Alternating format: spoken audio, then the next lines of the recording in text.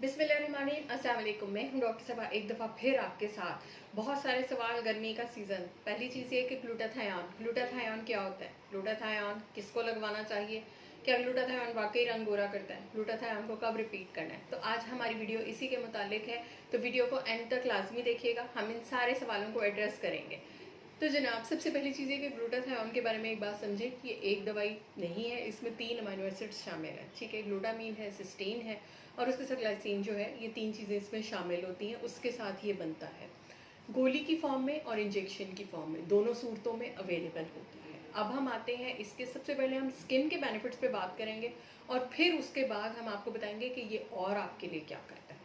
तो स्किन में जहाँ तक इसका ताल्लुक है, स्किन में ये मेलानिन की प्रोडक्शन को सप्रेस करता है। ठीक है, तो उससे क्या होता है कि आपकी जो स्किन की लेयर्स हैं, उनके नीचे से मेलानिन की प्रोडक्शन कम होती है और ऊपर का जो ग्लो है आपका, वो बेहतर होता है। स्किन की इलास्टिसिटी बेहतर होती है, स्किन की सर्कुलेशन बेहतर होती है, स्किन की एजिंग रिड्यूस होती है। यानी आपके माइटोकॉन्ड्रियल फंक्शंस जो हैं, यानी आपके सेल के अंदर जो एक छोटा सा मैंने सिस्टम लगाया हुआ आपकी एंटी एजिंग, उसको बूस्ट कर देता है। तो आपकी स्किन जो है उतनी जल्दी ख़राब नहीं होती है, आपका सेल की लाइनिंग जो है प्रिजर्व रहती है। तो आपकी स्किन का टेक्सचर बहुत देर तक जो है वो प्रिजर्व रहता है। आप बहुत देर तक अपनी स्किन के साथ जो है वो यंगर लुकिंग जो है वो देख सकते हैं। अब उसके बाद अगली चीज़ आती है कि गोरा रंग। आप जो समझते हैं कि जनाब तमाम सेलिब्रिटीज़ जो हैं वो ग्लूटाथायोन लगवाते हैं और वो गोरा हो जाते हैं, गोरे इस तरह नहीं होते। पहली बात तो ये कि जो जेनेटिक का कलर है आपका, वो नहीं चेंज होगा।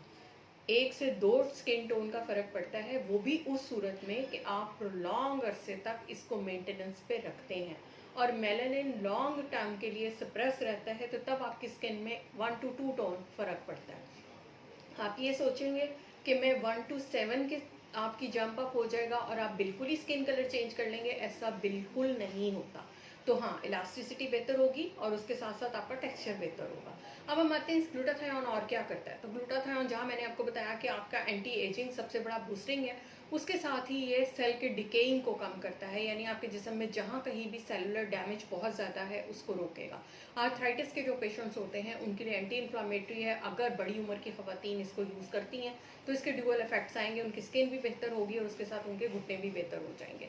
उसके बाद अगला इफेक्ट जो आता है वो आता है इम्यूनिटी बूस्टर। आपकी इम्यूनिटी को बूस्ट करता है। उसके साथ ही आपकी कार्डिक हेल्थ यानी दिल के सिस्टम को कार्डिक रीवास्कुलराइजेशन में जो है वो हेल्प करता है। उसके साथ जो आपके प्लैक्स बनते हैं, एंटीऑक्सीडेंट स्ट्रेस आता है आप में, उसको जो है ये कम्बैट करता है। आपके जिस्म में जो एंजाइटी और डिप्रेशन आता है, आप ऑक्सीडेटिव स्ट्रेस को पूरी तरह अगर नहीं आप उसको हैंडल कर पाते, तो आप अनड्यू किस्म के एंजाइटी डिप्रेशन में जाते हैं, तो आपका ग्लूटाथायोन उसको रिलीव करता है और आपको काम डाउन करता है। यानी जिनकी स्लीपिंग हैबिट्स भी इवन अच्छी नहीं है, उनमें भी ग्लूटाथायोन काम करेगा। तो ये इसके हिडन फैक्ट्स है जो आपको नहीं पता थे और आज मैंने आपको बता दिए।